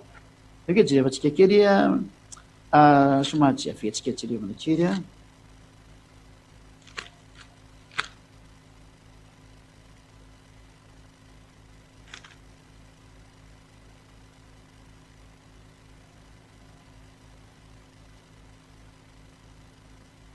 jauna 15-13 no vakitsika zany ao anatin'ny baibolinareo jauna 15-13 hoe tsy misy manana fitiavana lehibe noho zao de mamonjy ny sakaizany zay mamonjy ny sakaizany zany jauna 15-13 zao mbola nysoatra masina zany tsy misy manana fitiavana lehibe noho zao de ny manolotra ny ainy hamonjy ny sakaizany ka Yahosoa tena nanolotra ny ainy hamonjy ny mpanota mihitsy ny aza fa tsy de sakaizany tsony mety mahavita mamonjy ny olona ihany ny olona anankiray namany fa tsy misy tsy olona mahavita mamonjy mpanota zany mpanao ratsy atratsy possible zany nefa n'io zanak'Andriamanitra io tena namonjy olona mpanao ratsy zany no tena manana fitiavana zany ka raha vao Yahosoa manana fitiavana de foana zany lalàna dikan'izay eo aminazy Romanina toko fahatsika Romanina fidy izy zany Romanina 13 Romanina 13 firy koa de ny fitiavana no fahaterahan'ny lalàna Romanina 15-13 angambany izy ity Romanina 13 io vakitsiny reny Romanina 13 ko Yahosoa nanan'le fitiavana de foana zany izy nohony amin'ny Yahosoa re olona ka de mampaheranareo fa tena zay izy io foana le izy Romanina tena tsy foana zany io foana le izy rehefa tanteraka Yahosoa natanteraka an'le fitiavana vakio tsara ty ny fitiavana tsy Romanina 13-10 ny fitiavana tsy manisy ratsy ny namana koa ny di fitiavana ny fatanterahany lalàna ka rehefa tanteraka zany le fitiavana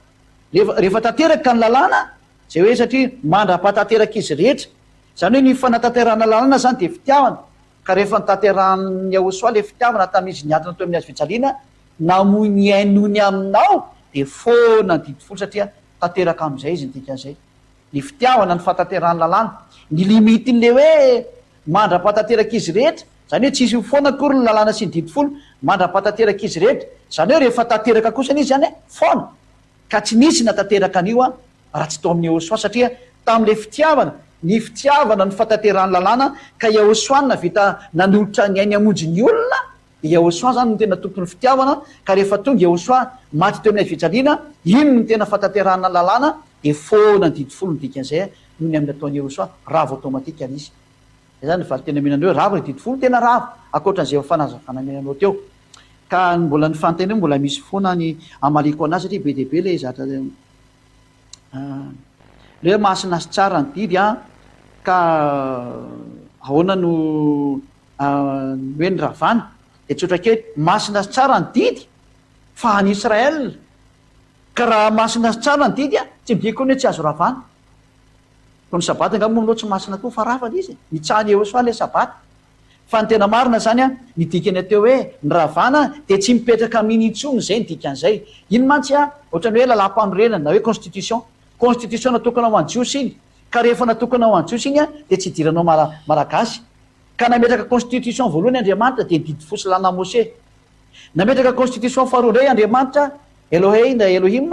de Yahosoa miaraka amin'ny lalàna tsy ny didiny Yahosoa de anjaranao zany misafidy hipetraka amin'ny constitution tao aloha ianao zany constitution vaovao amin'ny Yahosoa fa zao no nataon'Andriamanitra no ravany le constitution taloha mametrany an'le vaovao ny olombelona zao manao référendum rehefa hiala amin'ny le constitution voalohany ao de manao référendum mahitsynao amin'ny constitution faharoa ka rehefa tafapetraka constitution faharoa de rava ny constitution voalohany tsy mandeha tsony iny ohatry zany io ny constitution voalohany de ndidy fosy lana Mose ametraka ny constitution faharoa Andriamanitra de tsy maintsy ravany io vao mipetraka ty constitution faharoa ty satria ny mitondra le constitution faharoa de Yahosoa miaraka amin'ny lalànan'ny Yahosoa ka mba ahafahan'le constitution faharoa mipetraka de tsy maintsy ravana ny constitution voalohany ary nena ny ravana azy de Yahosoa ihany ary nisy motif izy matony ravany io efa nazavaiko teo le motif hoe zao ny atony ravana azy ka tsy le koa le masina sy tsara noho ny ravana fa le constitution mihitsy noho ny ravana tsy mipetraka tsony iny le soron'Andriamanitra iny ravan'Andriamanitra iny ko ny adalan'le jiosy mbola mitazona iny inge tena rava zareo ny te hipetraka ao anatiny io fa Yahosoa fa namonjy izy tsy te hiditra ny tena marina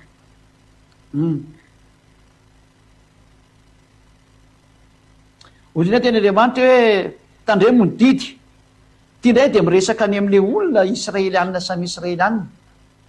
hoe tandremo ny didy ka samy israelianina neo miresaka reo raha nanontany zany le israeliana hoe ahoana ny azoko ahoana ny ataoko ny azoko fiainana mandrakizay de hoe le zanak'andriamanitra hoe tandremo ny didy de ozy le olona hoe manino Ehosoa no teny an'izay tsotra ny antony le didy nytenenina tam'izany de didy ho an'ny israelianina ary satria mbola tsy vitany hoe kalvaria ka ny mipetraka tam'izany fotoana zany de mbola nalàna Moshe de ndana tandremo io zay fotsiny ny valiny fa raha vao vitany Ehosoa ny kalvaria izy miantony miazy fijaliana de maty iny ary manaraka ny Ehosoa am'izay anao reny vaninandro reny de vaninandro mbola tsy tanteraka ny famonjena de mipetraka ny didy folo ny zanak'Israely fa raha vao vita ny famonjena teo kalvaria miantona tamin'ny azy fijaliana Ehosoa de rava daholo reny ka tsy mipetraka ntsony rehefa nitsangana tamaty Ehosoa reny zany le didina rano raha mbola tsy vita ny kalvarina ny famonjena zay ny valan'izay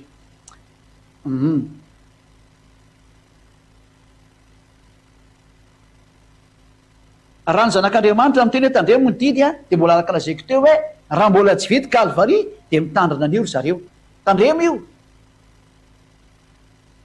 fa natokana ho any zanak'Israely mantsy io tsy azo dikaina zay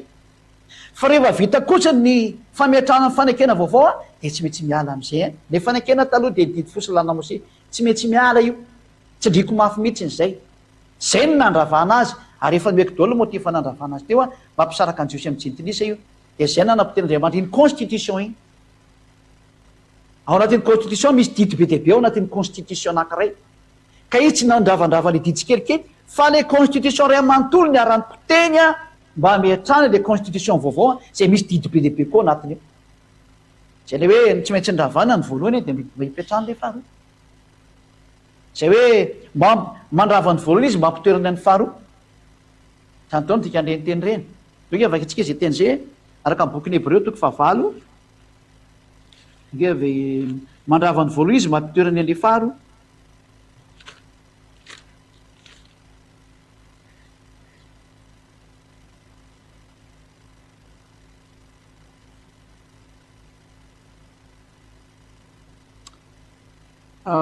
Hebreo toko 9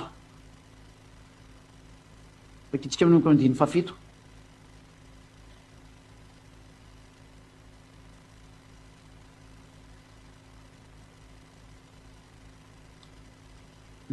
azokely aloha Hebreo toko 9 vakitsika aloha Hebreo toko 9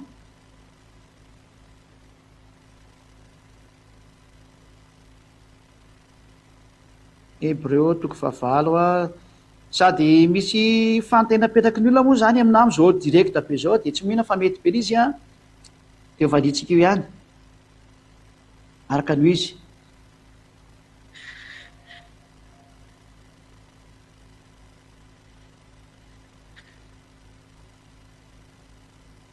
Hebreo toko 9 eo manoko amin'ny andininy 7 moa zany Hebreo toko 9 de vakitsika ery amin'ny akanjo reo manaraka daholo manoko andininy 9 no vakitsika zany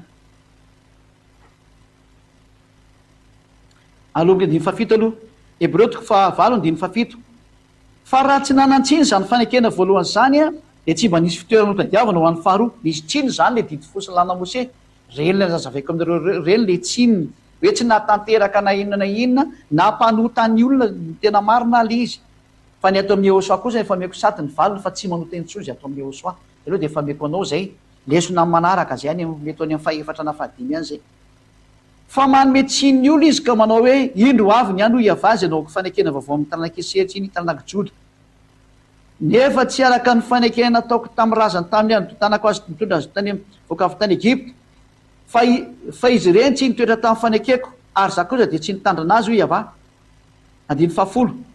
fa izao ny fanekena ataoko tamin'ny taranak'Israely efa afaka zany andro zany ho iava de ataoko an-tsainy lalako sady oska ataoko am-poly ary zao Andriamaniny ary izy oriko zay ary samy tsy ampianatra ny namany sy ny ralany avy izy ka anao hoe malalana Andriamanitra de iava zany fa samy alala avokoa izy rehetrarehetra atreto aloha de tsy misy olona hoe mitandrina didy fo de lasa mahafantatra an'Andriamanitra hatramin'ny fony raha mahafantatra an'Andriamanitra aloha de tsy mpanao teny intsony zay nefa tena mahafantatra an'Andriamanitra eto nefa ny teny hoe malalana Andriamanitra ka ny olona mahalala an'Andriamanitra zany dia tsy manota intsony. Zay ny izay mazava zany fa tsy didifolo io resahany io hatramin'ny kely indrindra ka hatramin'ny lehibe indrindra. Fa mindra fo amin'ny tsy fahamarinana io ary tsy hotarovaka intsony ny fahotany.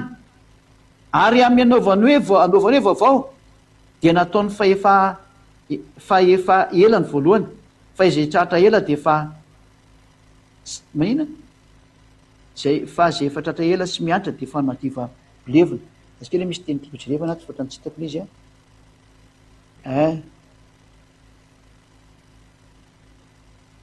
zay zany hoe manao amin'le fanekena vaovao izy zany dia hoe tsy ho apetraka intsony ny fanekena taloha fa ny fanekena vaovao, fa izao no fanekena aminy. Zay le voalazan'ny ten'Andriamanitra teo avy atsika kena tsara le tamin'ny voalohany hoe fa raha tsy nanantsiny zany fanekena voalohany zany dia tsy manisy fitoerana ho atadiavina ho amin'ny faharoa. Nanantsiny le voalohany zany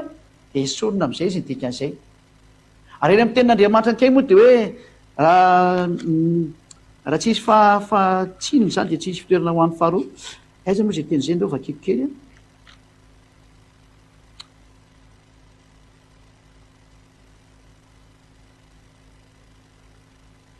misy ny teny izay moatsany hoe fa raha tsy nanatsiny zany fanekena zany dia tsy misy fitoerana ho an'ny aiza moa izy teo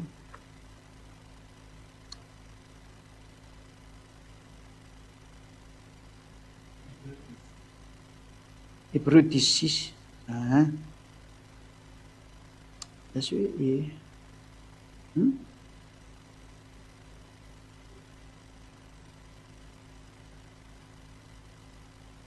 zay Hébreux 10:8 Hébreux 10:8 rehefa nolazainy hoe tadiovakiko eto ilay izy aleo to ato lasa oziny hoe io ve mazay mijery amin'le télé dia tsy ande mamaky anazy ery ohatra lasa maika be tampoka ny tena mariny zay ao ataoko miadana indray.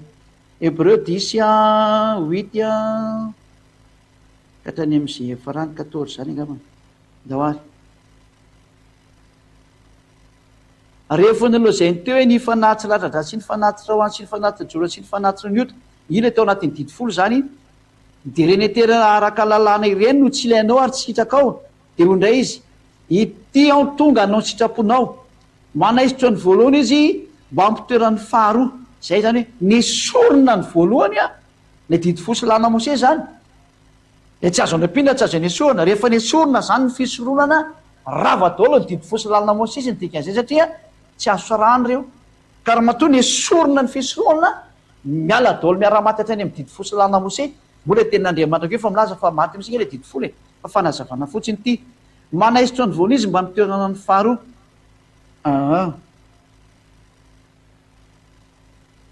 Zay misy teo teny izay mihitsy inasika hoe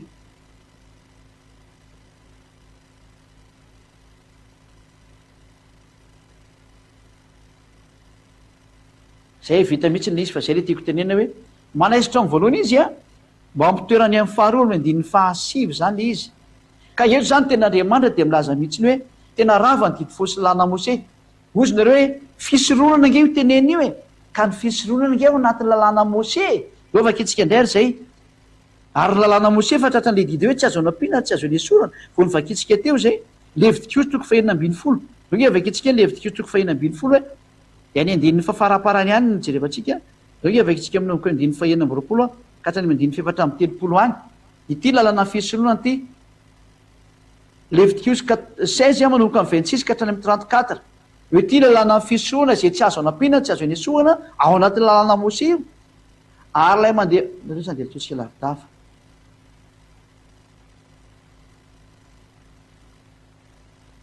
ny vakitsika 30 ka hatramin'ny 34 Levitikos 26 30 ka hatramin'ny 34 fa amin'izany andro zany anaovana fatana votana ho anareo hanadiovana anareo ka ho madio afaka amin'ny fahotanareo rehetra eo anatreny avay anareo 31 et 32 ary ny mpisorona zay hosorona sy atokony mpisorona hisolony rainy dia anao fanavotana ary hitafy ny fitafiana rongofotsy izy dia ny fitafiana masina dia anao fanavotana ho amin'ny fitoerana masina izy ho an'ny tranolay feona sy ny alitara sy ny mpisorona ary ny olona rehetra amin'ny fiangonana ary lana mandrakizay ho anareo zany hanaovana fanavotana ho an'ny Israely indray mandeha sataona hanafany fahotany dia nataony arona araka ny zay efa nanodiny mosiana azy eto zany hoe misy zatra atao isataona fanafana fahotana iny izy io dia mamaly an'izay ary ny andininy fahina amby roapolo ary lay mandeha fanjoniosila ho any azazela dia nasa fitafiny ka handro amin'ny rano vao mahazo makeo atoby ilo zay misy osila ray atao fanatsy ary ny vatotrombo ilay natao fanatsy ny ota sy ny osila natao fanatsy ny ota zay efa nampidirina atao fitoerana masina ny rany anaovana atao fanavotana dia hoentina mivoaka hoeny amin'ny ivelan'ny afo ny odiny sy ny enany ary ny tobony ary hodorana ny taindroroany zay io zany hoe misy fanatitra atao de mandeha sataona tsy maintsy atao io lay nyresana atao amin'ny Hébreux 10:26 teo io lay hoe tsy azo anampiana Deutéronomie 4:2 Deutéronomie 4:2 zany lalàna zany le hoe Deutéronomie 4:2 aza ampianareo ny teny zay nydiko anareo ary aza ny esoranareo fatandreo modidiny avy Andriamanitra reo zay nydiko anareo mazava zany io teny io fa tsy azo ny esorana didin'Andriamanitra tsy azo ny ampiana ny fisoroana zany anareo zay mandre dia tsy azo ngodona atao anatin'ny didy fosy lalàna Mose satria ny lalàna dia miteny hoe ny didiny avy aza nampiana aza ny esorana ka raha ny ala zany ny fisoroana le fanekena misy didy folo mihitsy nge zany rava ny dikan'izany zay le hoe manaisitra ny voalohany izy le fanekena voalohany miongotra mba ampitoerany an'le faharoa le fanekena faharoa zay le hoe rava ny didy fosy lalàna Mose potika iny miaraka amin'ny fisoroana fa miditra kosa ny fanekena vaovao misy ny fisoroana ny Yehosoa lasa mpisorona ny eo amin'ny Yehosoa satria olona masina izy zay ny atao amin'ny Yehosoa fanekena vaovao ary zay fanekena vaovao zao zay arahana amin'ny Yehosoa zao zay toriko aminareo zao rava ny didy fosy lalàna Mose ho azy tsy teo faty manjotsiry zay ny dikan'iny tenin'Andriamanitra iny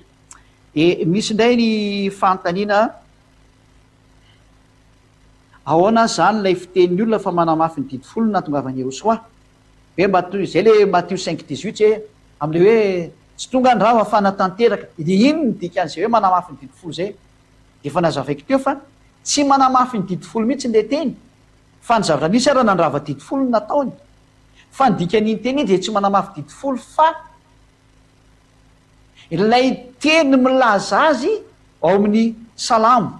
sy ny lalàna ary ny mpaminany zay no tanterahany zay ohatra lay hoe ny anaran'ny Yehosoa dia nivoaka araka ny tenen'ny Mose anazy ohatra tsy misy hotapahana ny taolako any amin'ny lalàna Mose ny misy an'izay ny eo ampaminany kosany dia misy an'ry lay teny nisy ampaminany hoe zaza no teraka ao atsika ao Betlehema ny Jody no teraka eo zanak'Andriamanitra io any amin'ny boky ny Mika zany rehetra zany zany anisan'ny tenin'ny mpaminany ary izy dia no ampijaina sy hovolona noho ny amin'ny fahotantsika boky nisy andray misy an'izay reny le milaza eo amin'ny salamo ny eo ampaminany azafady ny eo amin'ny salamo kosa dia le hoe ary dia nanaovany filokana ny lambako reny zany dia io manaovana filokana tokoa miaramila ny lokan'le akanjony zay le hoe nanaovana filokana ny akanjo ao amin'ny boky ny salamo zay reny le hoe tsy maintsy ho tanteraka zay teny milaza ao amin'ny lalàna mpaminany ary ny salamo dia matoika fa ohatsika rehetra zay nandeha fandefana marina tena mazava tsara ny fanazavana teo araka zay nataon'izay adia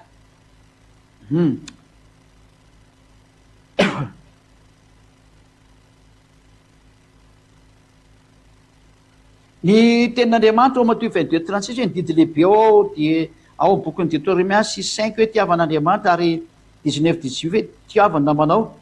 dia zany ny entonina ny lalàna araka Matthieu 22:36 hoe zay ny lalàna raha ny didy folo sy lalàna Mose dia zay ny marina zay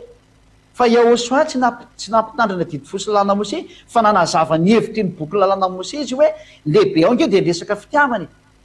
hoe tiavy io Andriamanitra io dia tiavy ny namanao zay ny didy lehibe ao fa tsy nisy ny teny hoe dia tandremo io didy io any rehefa hiaraka aminazy fa ho an'ny olona ao Israela zay mbola mipetraka ao amin'ny didy folo ka mbola tsy vita Kalvari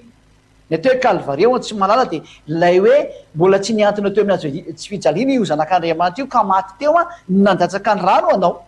raha mbola tsy maty teo zanak'Andriamanitra io dia mbola mitombona ny didy folo sy lalàna Mose ho an'ny zanak'Israely fa rehefa maty kosa ny Yehosoa dia tsy mitombona intsony iny fa manaraka ny Yehosoa amin'izay ny fahendreny satria rava ny didy folo dia tsy mitombona intsony Matthieu 22:36 rehefa mipetraka Kalvari ka dia rava automatika ireny iany hoe fanekena taloha miala fa miditra ny fanekena vaovao Yehosoa amin'izay ary natokana ho an'ny jentilisa mihitsy ny fanekena vaovao nomena ny jentilisa izy zay le hoe torio any am'izao tontolo zao ny filazantsara ka mazava ho azy fa Yahosoa le toriana miaraka amin'ny lalàna ny Yahosoa ary raha voarava ny fisorohana de rava ny fanaikena taloha dikan'izay rava ny didy fosy lalàna Mose ary raha ny voalaza soratra matsiny nge fa zany fisorohana zany ankeka ny fototry ny lalàna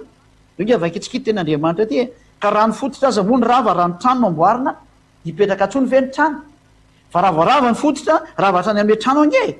ka raha voarava zany ny fototra de mididy folo tsy lalàna Mose de ny fototra any zareo de tsy nididy folo ny fototra amin'io fa diso anao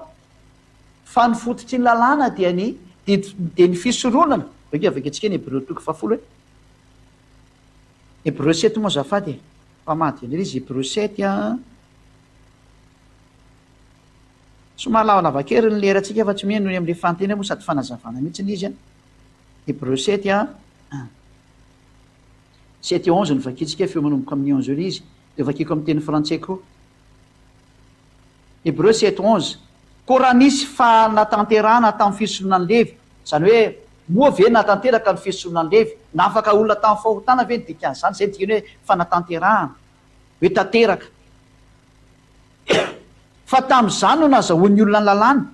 ahoana moa ny mbola ilana mpisorona hafa iseho araka ny fanao Melkizedeka ka tsika moa tsy hitondrony ambany fa nytitsika teny de hoe tamin'izany no nazahoan'ny olona ny lalàna zany hoe raha tsy misy zany ny fisorohana ny Levy tsy nivoaka io lalàna Mose sy ny didy folo io zany hoe ny fototry ny lalàna ny mena ny zanak'Israely io zany de tsy nididy folo araka ny eritreretinareo fa ny fisorohana ny fototra an'io vakitsika amin'ny teny frantsay indray zay vadindritra Hébreu 7 a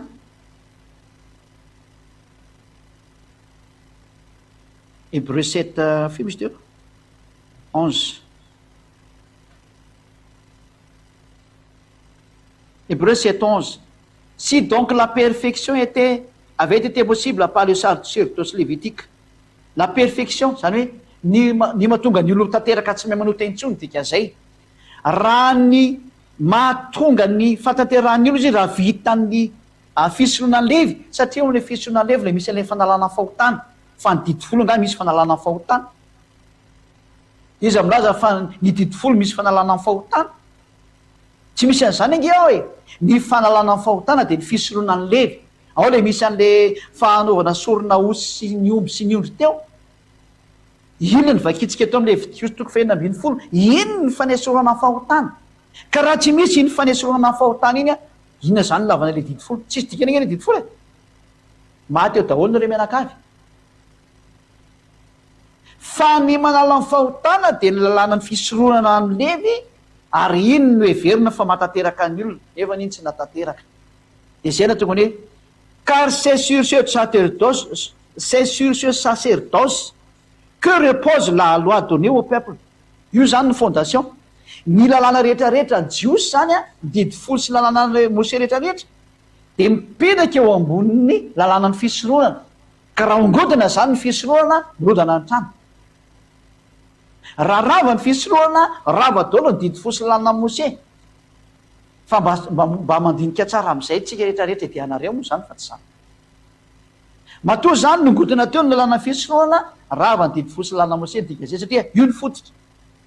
ary tamin'io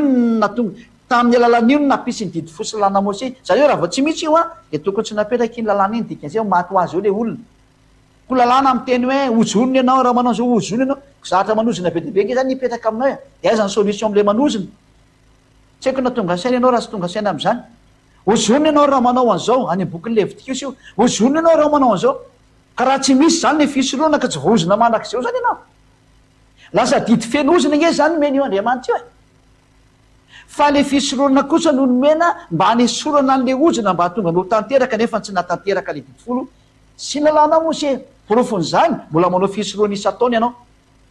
ka raha mataona mbola manao fisorohana mbola mpanota ny dikan'izay ary zay no mahatsara ny atao amin'ny Yehosoa ary mahafinaritra be tena voninahitra n'Andriamanitra tsy mahay manota intsony zay atao amin'ny Yehosoa tsy mila fisorohana intsony eo amin'ny Yehosoa zany ny an'i Yehosoa zany tsy mahay manota intsony zay miaraka aminy bravo Yehosoa zay adia teka ho an'i Yehosoa mihitsy ny bravo be ho an'i Yehosoa tena faly be mihitsy zay adia ho an'izay faly koa mitehaka daholo ho an'i Yehosoa dikazay ka raha voarava zany le fisorohana de raha vadolodolo ny lalàna rehetrrehetra tsy ny didy zay. De io moa le tratran'le teny hoe raha ohatrany hoe ny fisoroana rery ny sorona de tsy azo anampiana, tsy azo ny sorona de autour mia 4-2 no miazona anao a, tsy azonao atao zay. Noho zany raha vy ny sorona fisoroana raha vadolo ny didy fosy lana mosia satria bloky ray tsy afaka misaraka ireo. Zay no mahatonga ny hoe ravany hoe fa tena tsy mety tsony ny fisoroana na rava. Le didy ao tsy mety izy Josoa de ny ravana fa nampiadiny Jiosy ny Jentilisa tsy mahatanteraka de ny ravana. Ianao nge zany ny adaladala raha mbola hitazona an'io e adalalana ianao ka zay le fanazavana an'iny a fa miezaka moa zano manazavatsika foana ny hoe raha mbola misy fanontaniana zany de satria moa tena tsara be ny ohatran'izao a indrindra ohatra ny ampitan-dranomasina raha vao maheno ny sujet mantsisy hoe rava ny didy folo tsy maintsy ho taitra daholo ihany ny olona de ezatsika manazava an'izany. Fanontaniana tonga eto amiko ko hoe maninona mbola tsy maty Josoa kanefa efa nitsany sabata kanefa hoe vita ny Kalvaria vao tokony rava ny didy folo ny lalàna Mose. Ny nahatonga ny Josoa nefa nanitsaka ny sabata sady satria izy tsy mitandrina didy folo. Tsy nisy Josoa nitandrina didy folo zany na indre mandeha azy fa ny didy folo na tokony ao amin'ny zanak'Israely de izy koa mba tonga tao de nanaraka an'izay tao fa izy tsy nitandrina. Ny fiainan'ny olona zany manao an'io de mba mandeha izy fa izy tsy nitandrina io zany porofon'izany a nitsara raha ny tokony natonga anazy hoe nitsaka ny sabata nefa mbola tsy maty akoriny izy a de nidikan'iny a izy tsy nandeha tao anatin'io didy folo io. Zay ny marina tamin'le izy fa raha nitandrina didy folo izy a de tokony nananja sabata fa zany ny profa na Josoa raha tsy nitandrina sabata zany tsy nitandrina didy folo zany izy efa tonga tety ary lazana amin'ireo olombelona rehetra fa tsy nitandrina sabata sy didy folo zany io zanak'Andriamanitra io araka ny zatra hita saritsitry ko ny sabata mihitsy ny izy no nampibata olona tamin'ny andro sabata. Oke vakintsika zay teny zay rika hatramin'ny bokin'ny Jeremia Jeremia tsy azo atao nge zany Jeremia 7:20 a Jeremia 17:21 oke notsika ty teny ty Jeremia 17:21 zatra fady mihitsy nge nampanaovany Josoa io e. Jeremia 17:21 vakitsika etrehtra ohatsika ny tokantrano. Jeremia 17:21 ka hatramin'ny 22.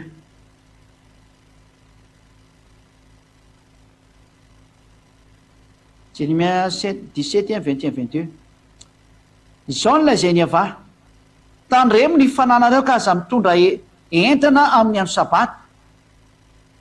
nefa ny Josoa nampitondra entana tamin'ny andro sabata zay vao de efa tsy mety ary aza mampiditra entana amin'ny vavadin'i Jerosalema aza mitondra entana mivoaka avy any amin'ny tranonareo amin'ny andro sabata na manao raha akory fa masino ny andro sabata arak'izay efa nandidiko anareo. Eto zany ny tenin'Andriamanitra mihitsy milaza hoe aza mampitondra entana na mitondra entana amin'ny andro sabata vakitsika aza mitondra entana ka raha mampitondra moa zany tsy vao may loza aza mitondra entana mivoaka amin'ny tranonareo amin'ny andro sabata eny Josoa nefa ny izy mihitsy ny nampitondra tsy ny manao ihany fa ny mankasitraka ny manao koa vao may loza ny tena maro izy mihitsy ny nampibata zany izy zany nampanota olona raha am'zany hevitra zany zany ny profa fa izy aloha tsy nampanota fa midika fa tsy mitandrana sabata izy a ary tsy mitandrina didy folo izy a ary tsy nanaraka lalàna Mose zany izy satria maniny efa manana lalàna izy ho apetrany a lay lalànany Josoa fa ny ekena vaovao. Zay ny valin'le teny hoe ko manina ary izy nefa nanitsaka sabata kosany nefa ny didy folo mbola tsy vita akoriny de zay ny valiny satria tsy mitandrina an'io a hatramisy voatonga de efa tsy mitandrina an'io izy. Zay ny valiny tsika fa mazava-be zay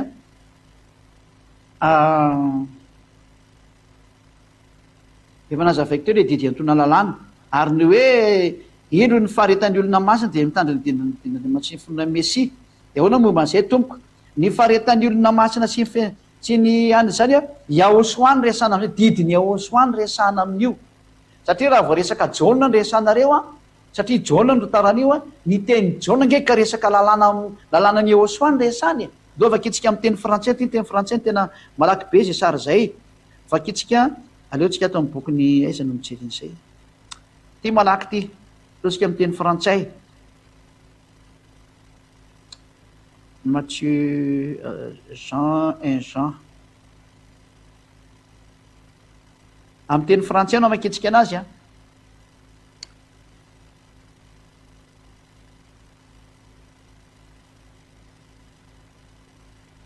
Un Jean chapitre 1 aiza moa zany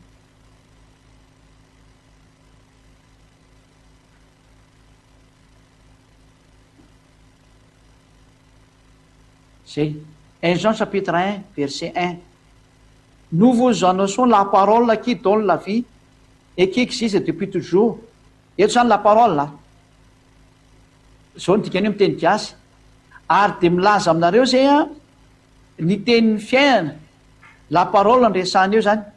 zay efa nisy hatramin'izay ka hatramin'izay. Aminay izy nous l'avons entendu, la parole io a,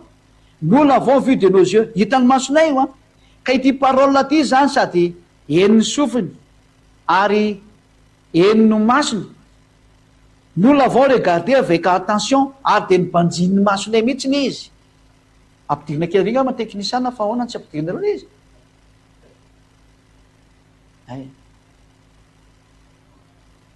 Somary vonona kely zay ahoary ao rehefa nous vous annonçons la parole qui donne la vie. Lazaina aminareo a ny teny zay manome fiainana et qui existe depuis toujours ary zay efa nisy afatra amin'izay. Ity teny fiainana ity zany nozarainy aminareo zay ny tenin'Andriamanitra eto zany. Inona l'izy zao ity teny ity la parole marika io fa io la parole io a de metsika namena anareo ny valiny a fa tsy izako io parole io fa Yahosoa fafakitsika kely aloha ary bonne nouvelle selon Jean chapitre 1. Voilà la parole. Inotsika tsara ny teniny. Au commencement la parole existait déjà. Io zany la parole. La parole était avec Dieu. Io teny io zany de avec Dieu. Io le tamin'ny voalohany de ny teny de efa n'existe, efa nisy. Ny teny de tao amin'Andriamanitra. La parole était avec Dieu et la parole était Dieu. Ary ny teny de Andriamanitra. Au commencement la parole était avec Dieu. Tamin'ny voalohany de io parole na io teny io de tao amin'Andriamanitra. Zay. Andininy 14 am'izay jerevantsika.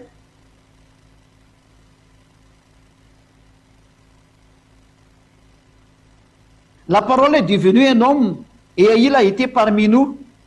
Ary io parole io na io teny io de tonga tamin'ny olona ary lasa olona ary ny olona niaraka tamintsika izy. Nous avons vu sa gloire, hitanay ny voninahiny.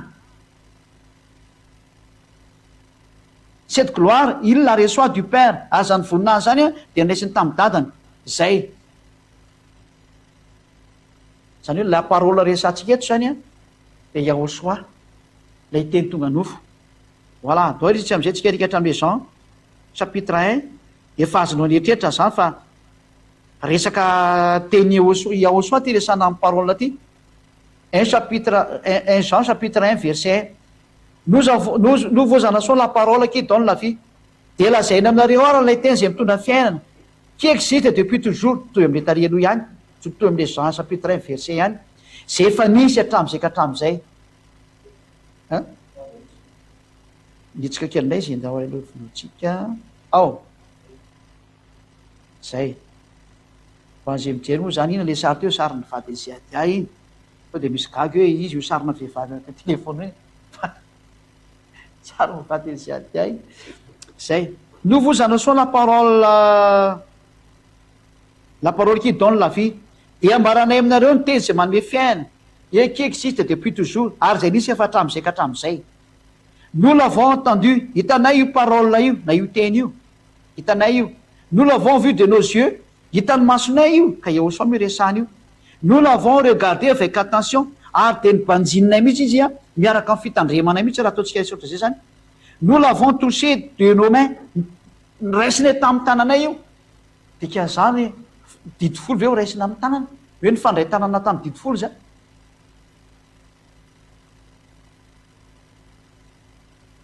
La parole que nous avons entendue, nous l'avons vue de nos yeux. Zay le zay. Hitindray atsika ao amin'ny andiny fafiro moa le misy an'le hoe didy vaovao ny mekana hoe tsy didy vaovao fa didy kely. Izy andreo jerevako indreny aloha ato fa io moa le tena fanteniny loatra ty zay nazako hoe lay didiny eosoangy tena ino mamaly an'le apokalypsa le hoe tsy mitandrina ny didin'andriamanitra de ny finoanany eosoa ino mamaly anareo io satria teniny jaona io a de aloha jaona ny amaly anazy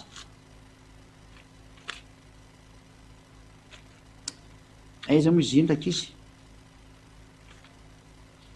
hoe didy vaovao ny meko anareo de tsy didy vaovao ny meko anareo fa didy ela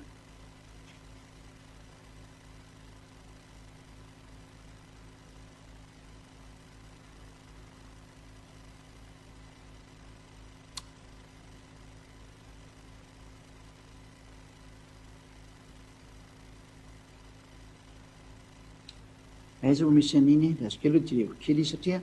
iny mihitsy ny satsika an'izy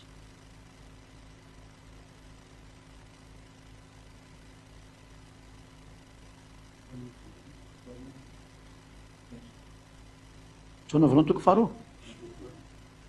andiny fafito 2:7 ie io mihitsiny izy 1 Jean 2:7 am'izay no vakitsika zany 1 Jean chapitre 2 verset 7 voilà ty zany nijerevantsika le hoe didiny eosoangy io resany io 1 Jean chapitre 2 verset 7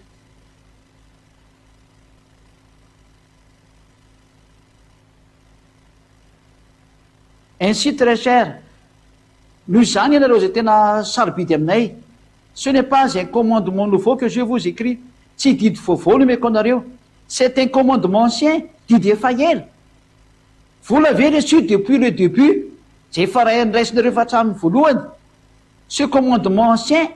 io commandement tranaina io zany hoe didy ela io a c'est la parole que vous avez entendu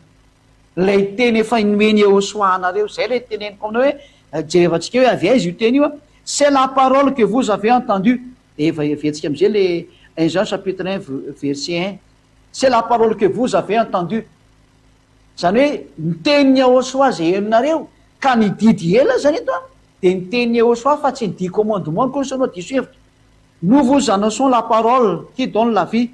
de teneniny aminareo ny teny la parole qui donne la vie zay manome fiaina et qui existe depuis toujours zay fitany hatramin'izay nous l'avons entendu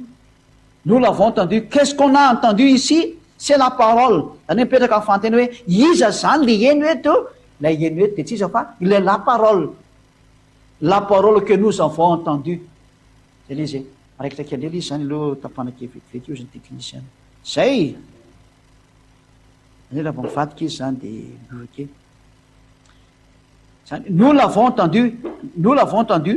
l'avons vu de nos yeux nous l'avons regardé avec attention c'est la parole que nous avons entendu zany eto zany miteny hoe ilay heninay a de les paroles zany hoe nous avons entendu la parole zay nidika an'ity satria hita hoe nous vous annonçons la parole qui donne la vie et qui existe depuis toujours nous l'avons entendu nous l'avons vu nous l'avons regardé avec attention nous l'avons touché de nos mains io le parole io zany a lay nitazomina tamin'ny tanana na heniny sofinay a le tanomasonay a la parole le resana ale la parole teneny io a lay zanak'andriamanitra le am'jaona toko voalohany diny voalohany hoe lay tam voalohany teny au commencement est la parole était avec Dieu et la parole était Dieu la parole est vivant avec nous il s'est transformé en humain any nivadika olo izy a niaranona tamintsika izy a la parole le anarana io la parole io le menantsika ato amin'ny jaona voalohany 2:7 io le hoe ami très cher ry namana tena sarobidy ce n'est pas un commandement nouveau que je vous écris tsy didy vaovao no meko anareo c'est un commandement ancien didy taloha didy tranainy be mihitsiny vous l'avez reçu depuis le début azonareo efa hatrany voalohany io zany hoe satria efa mifampiresaka taminareo voarainareo ce commandement ancien ididy tranainy io a c'est la parole que vous avez entendu lay teny efa azonareo tamin'ny voalohany ka inona ny teny azonareo tamin'ny voalohany a ty izy ty nous vous annonçons la parole que nous l'avons entendu io tapako kely zay nous vous annonçons la parole qui nous donne la vie nous l'avons entendu dika zany de nous avons entendu la parole c'est la parole que nous avons entendue, c'est ça l'ancien commandement, le commandement ancien. Voilà. Ho an'ny teny frantsay moa zany dia maraka be le tiako tenenina fa hoe tsy le didy folo ny resana fa le didiny Yehoshua, la parole de Yehoshua, zay le didy zay. La loi ici, c'est la parole de Yehoshua. Ny didy eto dia didiny Yehoshua, c'est le commandement ancien. Raha nanaraka tsara ny teniko ireo didinareo, ireo vakeo amin'ny teny frantsay dia mazava be fa lay parole teneny eto ny atao hoe commandement ancien. La parole de Yehoshua, c'est le commandement ancien. Zany hoe ny teny Yehoshua no lay didy taloha. Ary tsy iza koa le la parole fa le Yehoshua natao hoe la parole. La Yehoshua qui est vivant et qui vit avec nous, et il s'est transformé en humain, un homme qui a de la chair, donc c'est un être vivant comme nous. Zany hoe Yehoshua zany no niova olona alasa nivady olombelona dia niara-nonina tamintsika dia olombelona takantsika izy dika zay zay natao hoe la parole. Mazava be zany zay fa zay ny valy-teny antsika rehetrarehetra zay nandray le teny. Dia zay ny dikany hoe ino ny faharetan'ny olona masina dia mitandra ny didin'Andriamanitra sy ny fona Mesia, ny didin'Andriamanitra andresana amin'izany satria boky Jaona andresana dia ny tenin'ny Yehoshua, ny didin'ny Yehoshua, Jaona 12:49-50 sy ny Apocalypse 14:37. Korinthiana voalohany 14:37 iny zany misy an'le didin'Andriamanitra hoe didin'ny Yehoshua. Zay moa zany ny teny tena somary lava tokoa nafinaritra be nefa ny fanazavana matoka fa falidolontsika dia miratso antsika samy teny Yehoshua. Zay ny fiafarany teny. Raha mbola misy tsy mazava dia afaka mandefa message ety aminay ihany nareo raha ao amin'ny internet dia misy soratra WhatsApp hoe responsable dia le façon ny fanontaniana fa hovaliany zay ady amin'ny fomba rehetra zay mahafary anareo. Ny antony dia antsoina daholo ny olombelona rehetra maneran-tany anatiny ny Yehoshua amin'izay indrindra fa ny étranger ianareo vahiny mirasonareo tonga soa ty amin'ny Yehoshua dia nasoaly taontsika iariva afaka atsika. Sotra betsaka dada Yavamalala ny amin'izany teny izany. Sotra betsaka ny amin'ny fampianarana, sotra betsaka ny amin'ny teny fiainana, sotra betsaka ny amin'ny fanazavana. Voninahitra anao dada Yavamalalako izay Yehoshua. Vonjeo ny olona tsy ho faty intsony. Vonjeo ny olona tsy ho maty ny zavatra ampianarany ireo fanahy ratsy devony Satana ireo izay mbola mamadika ny hatsarany efa vitanao, efa nanova fanekena anao dia mbola didiro zareo iverinao foana ny olona. Sotranao dada Yava Yehoshua fa nirahanao sy ady lay zanakao dada Yava, lay zandrinao Yehoshua hitondra ny hatsarana sy ny famonjena ho an'ny olombelona. Voninahitra anao mandrakizay tahio teny sy ny fampianarana hitondra soa ny olona zay voalatra any amin'ny fiainana. Vonjeo amin'izay ny hafafirena rehetra dada Yava, zay rehetra ny ampitan-dranomasina vonjeo daholo dada Yava malala. Vonjeo zay voalatra any amin'ny fiainana mandrakizay afaingano ny fidiran'izy rehetra tamin'izao fanjakana masina zao. Misotranao afa tsy tarehdrehetra ny dada malaka Yava fa ho faingana dia ho faingana ny asany. Misotra betsaka dada malaka, voninahitra anao mandrakizay amin'ny anaranao Yehoshua anaovana izany vavaka rehetra izany. Halleluia, amen. Dia miraso antsika rehetra samy teny Yehoshua mafito izany fampianarana ho manaraka indray veloma tokoa.